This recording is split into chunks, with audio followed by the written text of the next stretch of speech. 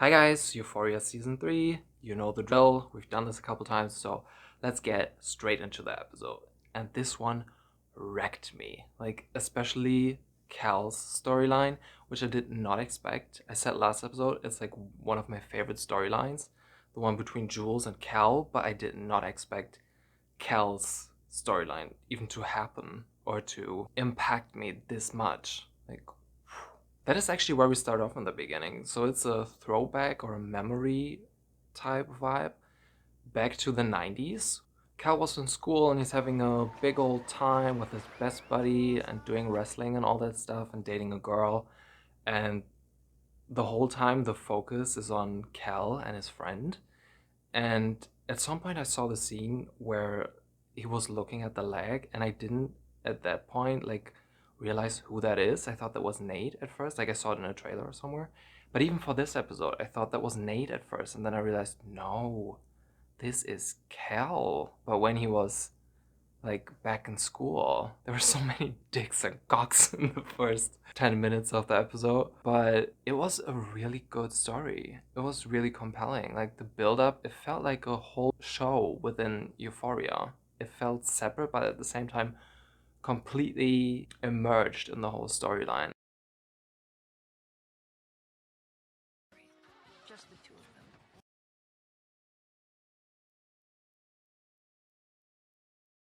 When they went to the bar, I instantly knew this is a gay bar. This is gonna be a gay bar. It was a gay bar, and the dancing was kind of awkward. I'll say that. But when they were embracing each other and then kissing each other and realizing that both of them had the same feelings for each other, I teared up a little. That was powerful. That was that was really good. But to then have this instant contrast the next day when his girlfriend is calling Cal and it's I'm pregnant and he's crying, that was really gut wrenching. That hurt so much. I really felt that pain. I was oh my god, I did not expect to feel anything for Cal. And in that situation, I was wow, I feel bad for him.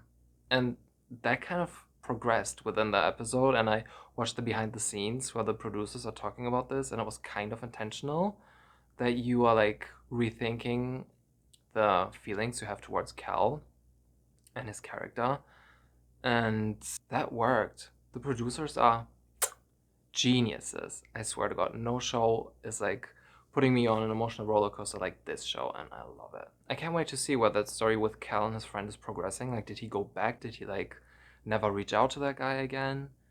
I want to know. I'm really intrigued to see how that story progresses, but I felt so bad for him. I was quick, somebody please remind me of all the bad things Cal has done so I can feel not that bad for him again. But oof, that was a strong start to this episode. This whole episode was very intense for me. The next scene is Rue being manipulative and gaslighting and doing all that fun stuff. And honestly, Rue's storyline is not the most interesting to me at the moment. I feel like she's just a train wreck, and just watching her be a train wreck, and it's not really progressing at the moment, except that it's steering completely in the wrong direction, and it's bad, but it's kind of one note at the moment. So I feel like she's still in this phase where the big bang's gonna happen soon. Right now, she's doing this fun school thing where she's talking with a projector in the back, and Elliott is also there, and that was fun. I like that scene. But overall, Rue's storyline I'm not the most interested in at the moment. Then we have the scene where Jules is interrogating Elliott, and I really like that scene. I feel like it was very fun. I like that Rue was in the back too, throwing some commentary in there and calling Jules a whore. And she's oh my god, I meant slut. And later in the episode, Elliott still calls her a whore, and Jules is fine with it. And I feel like they have great dynamic. Jules and Elliott, I like it. Might be controversial, but I like it. I think they have great chemistry together. And I feel like there's a love triangle coming between Rue, Elliott, and Jules. But I'm interested to see where it leads. And I do like Jules and Elliott together. In the next scene, we get to Lexi and her school play, Oklahoma. And I swear to God, they said Oklahoma in this episode so often that word didn't mean anything anymore. But I feel like that's gonna be big. I feel like Lexi's gonna expose a whole bunch of stuff in the school play that is involving Cassie. It's the thing between Cassie and Nate. I feel like she's gonna expose that in there and maybe a whole bunch of other stuff. And Maddie's definitely gonna notice. I feel like that's the way they are going with this, and I'm excited. Can't wait to see the play. We then get to see Cassie do a whole 4 a.m. self-care ritual and being as hot as possible, getting the biggest glow up to get Nate to notice her and react to her, and he does not. He just continues moving and doesn't care about her at all.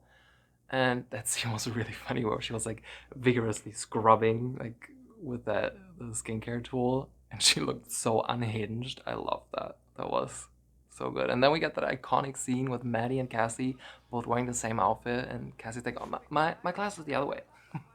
Yeah, glad we finally got that scene. We then get back to a love triangle in the making, Jules, Rue, and Elliott. And they're playing Truth or Dare, and I think that was really fun. They had like great dares, and I especially like the scene where Elliott went up to that guy and he truly said something really offensive. And I love that that was not just, oh my god, you're so cute, and the other guy's just homophobic and like chasing him. He made sure to say something so offensive that he would have to chase him, and that was a reason to be offended. The next scene had me gooped and gagged and gasping for air, where Cassie was literally throwing all these things at Maddie and everyone else. She was like screaming like, "I'm in love with Nate." Nah, nah, nah. And I was like, oh my god, finally. And I was sitting there like, oh my god, I can't. She did not just say that. And she did not. It was all fiction.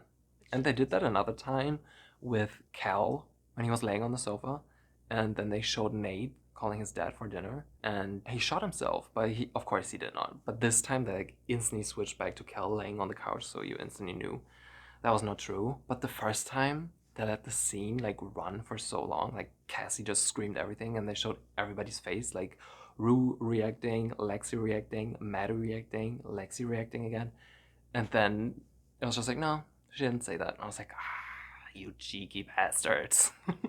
But I did love that. That really had me gooped and gagged. Since Kat had the best scenes in the last episode, I feel like they really had to balance that out again and give her only one scene this episode, which was painfully awkward.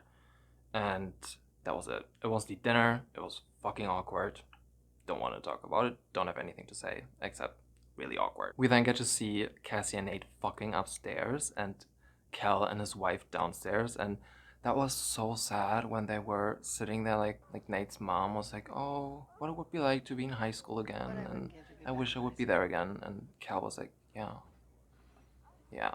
And you could really just like feel his pain again. And I feel like this episode did such a great job at that, because in the first season and the second season, they were so much focusing on gender expression and being free and expression of sexuality and everything is fine on the spectrum and normalizing all of that. And then to have this stark contrast to show that it was not always like this, and to show Cal's life back in the 90s and that he did not have the freedom to express himself freely and fully, and to show how far we've come. I was like, ooh, this show doing everything right. That was amazing to have these two contrasts like in this show as well. And I feel like that's why Cal's storyline is going to be so important, and I really can't wait to see where they're going to go with it. But in that scene, you could really see the pain of a life where you gave up the shot at real love for a marriage and a girl that you got pregnant, and they're both not happy. You can tell that Nate's mom and Cal are both not happy in that marriage. And like Cal gave that up because that was what was expected of him back in the day, and he wanted to do the right thing, but they're both in pain now. Oof, that hit hard. And I honestly don't remember 100% what happened between Cal and Jules. I know that they had sex and that the sex tape was filmed, and Cal is looking for the sex tape now. I feel like he was very rough to Jules, but there was also this scene at the carnival where he was like, "Please don't ruin my life." And I felt a little bad for him back then, but I was still thinking, what an asshole. But this episode really changed it for me, because I was like, I don't really remember. Was he that rough to Jules? Did he really like hurt her? What did he actually do? Someone please remind me in the comments, like, what did Cal actually do? Like, why do we hate him? Because I'm slowly starting to like him again. Because it's like really painful to see him trading off temporary happiness by making mistakes, like the one that he made with Jules, like filming that, and she was 17 and all of that for temporary happiness because he's so unhappy in his life that he's actually suicidal, even though he would never do it. But this episode garnered so much sympathy for Cal, and I completely got caught up in it. Like, honestly, I can't wait to see how Cal's story is progressing. We then see Rue getting a whole bunch of drugs. At first it was 40,000, but then she lowered it down to 10,000, I think. And that was a smart move on Jules' side, but that is the only smart move she's making at the moment, because she is literally getting herself in danger and probably Faz killed, because I feel like Faz is gonna stick up for her. Because at this point she has a suitcase full of drugs, and that is dynamite. And I feel like it's gonna blow up soon. We then get back to Cal, and he's being beat up, like, by Ashtray. Literally, Ashtray was hitting him with a weapon, like, a dozen times, and I was like, oh my god, fucking stop, Ashtray, you're doing too much. I was like, oh my god. Like, after the fourth time, I was like, stop. Again, I felt bad for Cal when he was like sitting there, like the blood like dripping down his face, and it's like hard to not feel bad for someone like that, because he had no idea what was actually going on, because Nate obviously lied to him, because Nate lies to everyone, and you just feel bad for him. Like, he looked like a lost little puppy. Like, he had no idea what to do and just like walked into the lion's den and got beat up. It's such a weird feeling I never had for Cal, but I felt bad for him. We then see Jules and Elliott flirting, and honestly, Elliott is saying all the right things, and he's actually giving like real compliments, and not just like, oh, you have great tits, and that's it. Like, he's also saying she has great tits, but the other compliments he's giving are like very authentic and real, like complimenting her art and her style and her as a person, and that she's very interesting and sexy, and they're flirting, and I'm here for it. I like them way more together than Rue and Elliott, and I can't wait to see how this triangle is gonna evolve. Rue is then making everything worse for herself. Who would have guessed? Fighting with her sponsor, getting herself in more trouble. And yeah, going home, and the mom is like, yeah, she's doing so good at the moment. And then Rue is sitting in her closet with her suitcase of drugs, and that is the last we see of her in this episode, and it's going down for her. But it's not really progressing, so I feel like that's gonna be a big bang with Rue, but until then, it's gonna be a slow decline until that happens, I feel like. And at the end, we also see Nate abandoning Cassie for Maddie. Obviously, guys always pick the girl that is harder to get, especially in these shows. And yeah, Cassie was just like too interested in Nate, and that is the struggle. And Cassie was actually interested in Nate, and that is why Nate then decided for Maddie, I feel like. And because like she's harder to get. I don't know, I don't want to be in Nate's mind, but this episode was so good. Like, it really emotionally got me involved, and I was really drained afterwards. I like had to pause like 2 times in between, I think, because I was like, this is so intense. This was one of the most intense episodes for me, like, this season, and I loved it. Especially now that I kind of like Cal again, until y'all tell me what he fucking did, that I will not like him again anymore, but I feel for him. Yeah, that's what I have to say about this episode. If you like this and like me talking about these Euphoria episodes, definitely like this video and maybe subscribe. And I'll see you next week, probably.